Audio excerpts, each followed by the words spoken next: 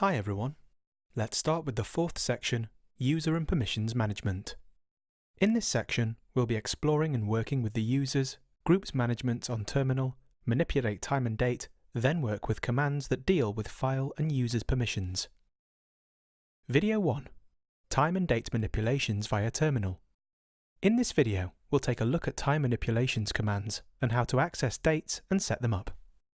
Start up the terminal and let's start with the date command, type date, and this will output the date including the times and seconds on terminal for us. To set date or make changes, make sure you're a root user, like this. Sudo date plus %y %m %d -s, just like passing arguments, then followed by the changes you want to make. 20190225. Make sure you type your password. After doing this, we'll display the changes as output on terminal. Then type the date command again to confirm on terminal. For date on terminal, type sudo date plus %t -s 11:21:00 to make changes to the time formats. Then we get the output for the time changes. Let's make changes to it in other settings for both dates and times altogether.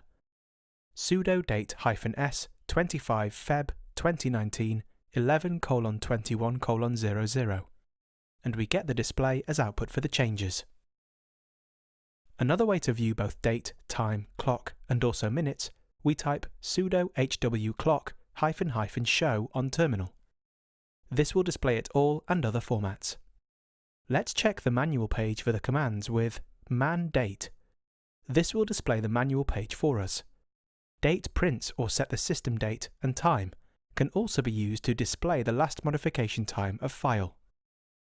Another common command is called cal. Type cal on terminal and see the output on terminal. This will display the 2019 calendar. That's all for this video.